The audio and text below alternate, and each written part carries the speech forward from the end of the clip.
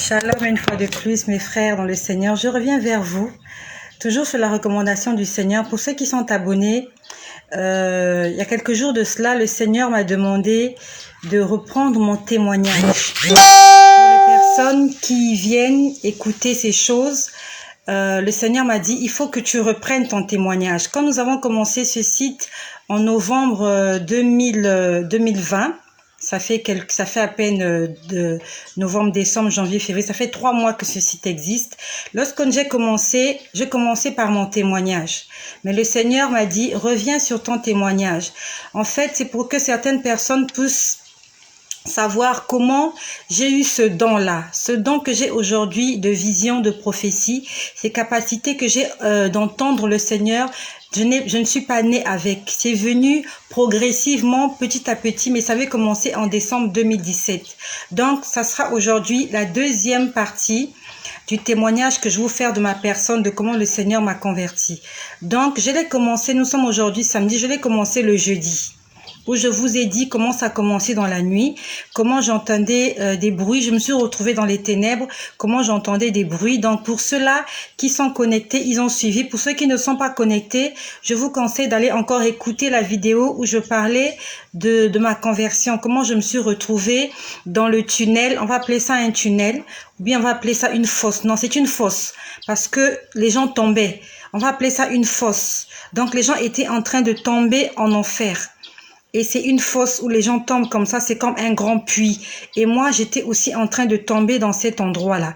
Donc, je vous conseille d'aller suivre les vidéos précédentes ou alors, si vous allez sur YouTube, c'est plus explicite.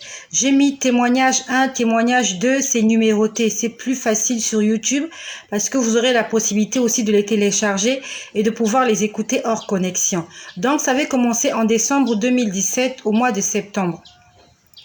Il y avait la voix, j'entendais d'abord une voix. Donc cette voix-là me disait, tu vas jeûner. La voix me disait, tu vas jeûner, tu vas jeûner. Donc je me suis mise dans le programme de prière de 30 jours du mois de septembre, le Kislev.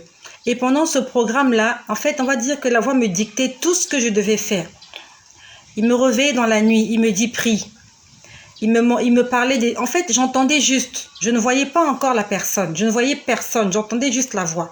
Donc, le matin, il me réveille. Quand j'ai quelque chose à faire, il me dit, va faire ceci. Quand c'est l'heure de prier, il me dit, c'est l'heure de prier, va prier. Vraiment, il me dictait.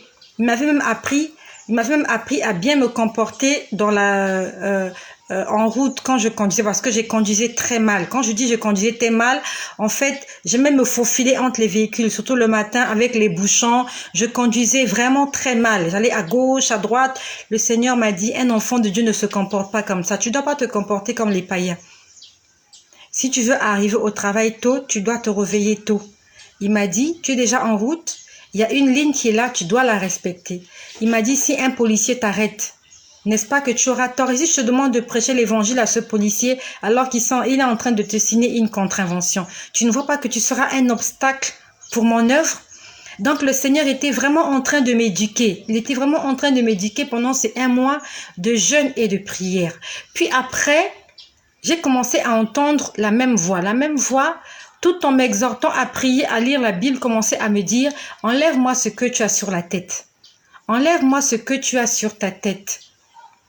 Et quand je me suis mirée, je me suis dit, mais qu'est-ce que j'ai sur ma tête qui interpelle tant cette voix qui me parle? Je ne voyais personne, mais j'entendais la voix. Je suis allée me mirer, j'ai regardé ce que j'avais sur ma tête, c'était mon tissage. Je mettais des tissages, je mettais des perruques. Et la voix me disait, enlève ce que tu as sur ta tête. Je me suis dit, est-ce qu'on voulait que je me débarrasse de mon tissage? C'est la question que je me suis posée. Est-ce que c'est mon tissage qui dérangeait? Parce que je ne voyais vraiment pas le rapport qu'il y avait entre la vie chrétienne et le tissage. Vraiment, pour moi, c'était 2 extrêmes.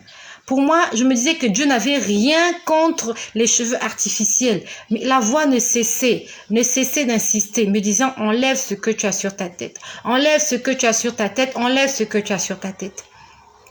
La voix avait tellement insisté, je suis allée enlever une première fois.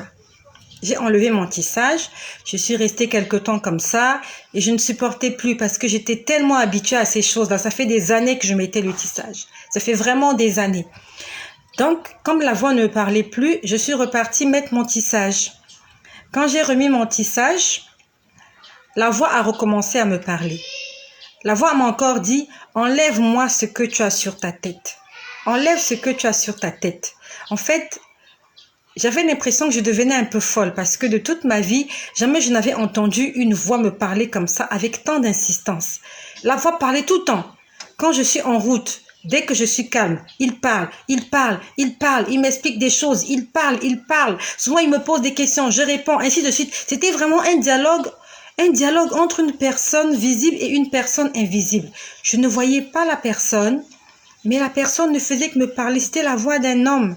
Et c'était la même voix de la personne que j'avais entendue quand j'étais tombée dans la fosse.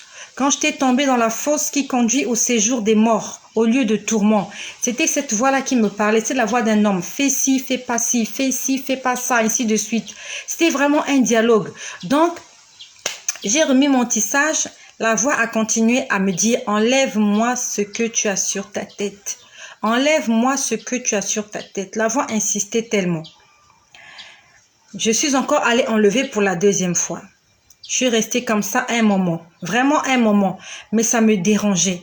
Ça me dérangeait beaucoup de rester comme ça. J'avais des cheveux crépus, des cheveux nappis. J'étais en train de jeûner, donc déjà que j'avais perdu du poids. Et il me demandait de ne plus mettre le tissage. Vraiment, ça me dérangeait. Et je suis allée remettre le tissage pour la troisième fois. Donc, quand la voix cessait de me faire des reproches sur le tissage, ou on va dire les plantes, pour certaines personnes appellent ça les plantes qu'on met sur la tête, tissage, mèche, perruque. Donc, quand j'ai remis pour la troisième fois, je suis allée remettre ça, je me rappelle, c'était un lundi. Je suis allée mettre ça un lundi, pour les femmes, elles connaissent. Il y avait une perruque, j'ai une perruque avec des cheveux brésiliens ou indiens, je ne sais pas trop, mais des faux cheveux. On va dire des faux cheveux naturels. Donc, je suis allée remettre ça un lundi. Donc, un lundi, pendant ma pause déjeuner, je suis allée au salon de coiffure. J'ai dit à la coiffeuse, en fait, je voulais juste embrouiller. J'ai dit à la coiffeuse, tu me mettras seulement le tissage devant. Juste pour que ça fasse propre. Je me suis dit derrière, je vais laisser les cheveux naturels pour que la voix cesse de me harceler. Donc, c'est ce que j'ai fait ce jour-là quand je suis allée au salon de coiffure. Donc, j'ai demandé à la coiffeuse de me faire le tissage juste là devant et qu'elle laisse le derrière. Elle a même trouvé ça stupide. Je lui ai dit, fais comme je te demande de faire. Donc, la coiffeuse, elle m'a fait que le tissage devant et derrière, il n'y avait pas de tissage. J'ai pris le derrière. J'ai attaché, j'ai fait un petit chignon et j'ai mis le foulard. Et j'ai cru que ça allait satisfaire la voix qui me demandait d'enlever le tissage. J'ai gardé ce tissage, je l'ai fait le lundi dans l'après-midi. On va dire entre ma pause déjeuner. Donc j'ai gardé le tissage le lundi. Je l'ai gardé le mardi. Je l'ai fait le lundi, voilà. Le mardi, ça faisait 1 jour. Le mercredi, 2 jours. Le jeudi, 3 jours. Et le 4e jour. Le 4e jour dans la soirée, j'étais là allongée sur mon lit, j'étais en train d'écouter des messages chrétiens que j'avais téléchargés. Et pendant que j'écoutais, j'étais dans le noir parce que je n'aime pas trop la lumière quand je dors. J'étais dans le noir quand j'écoutais les messages des prédications. Puis après, la voix m'a parlé du côté gauche. J'ai senti que la personne était à gauche. J'ai entendu la voix dire, « Je te demande d'enlever ce que tu as sur ta tête, tu ne comprends pas. » Là, j'ai pris peur parce que le ton avait changé. Son ton avait changé. Jusque-là, quand il me parlait, c'était avec douceur, avec tempérance. Il était en train de négocier. Mais ce jour-là, son ton avait changé. J'ai compris qu'il était en colère. Et je vous rappelle que jusque-là, je ne voyais pas la personne qui parlait. J'entendais juste la voix. Et la voix était en colère me disant, « Je te demande d'enlever ce que tu as sur la tête. Tu n'entends pas ?» Je me suis levée. J'ai couru dans la salle de bain. Je suis allée prendre une gilette. J'ai commencé à arracher le tissage que j'avais sur la tête. Je l'ai littéralement arraché parce que je l'avais fait à peine 3 jours. Il était encore très frais. J'avais la colle encore, pour ceux qui connaissent les tissages avec l'as frontal. J'avais encore la colle, là, je me rappelle dans le temps, j'avais une cicatrice quelque part ici parce que j'avais arraché le tissage. J'ai enlevé mon tissage parce que la voix me l'avait demandé. Et je ne savais pas que c'était la voix du Seigneur qui me parlait. Je me disais juste qu'il y a une voix qui me parle, je ne la connais pas, je ne la vois pas. J'ai enlevé mon tissage ce soir-là en catastrophe. Devant ma glace, j'ai enlevé, ça ne partait pas. Il m'a dit, enlève-moi ça de ta tête. J'ai pas envie de voir ça sur ta tête. Il me dit, est-ce que tu sais d'où viennent ces choses-là? Est-ce que tu sais d'où elles viennent? J'étais en train de pleurer devant la glace. Devant mon miroir, je pleurais, il faisait nuit. J'étais en train d'enlever mon tissage en pleurant. Je pleurais, je pleurais. J'ai enlevé mon tissage, c'est tellement compliqué que je me suis même arraché les cheveux. Parce qu'avec la gilette, je ne voyais pas ce que j'étais en train de faire. J'ai même arraché des cheveux. J'ai enlevé mon tissage. C'est le Seigneur qui m'a demandé de faire toutes ces choses-là. Et toi qui m'écoutes, si tu as entendu la voix du Seigneur qui te demande d'abandonner certaines choses, il faut que tu le fasses. Le Seigneur ne voit pas à l'apparence, il ne voit pas ce qui frappe à l'œil. Dieu voit au cœur, c'est vrai. Mais il fait aussi attention à notre apparence.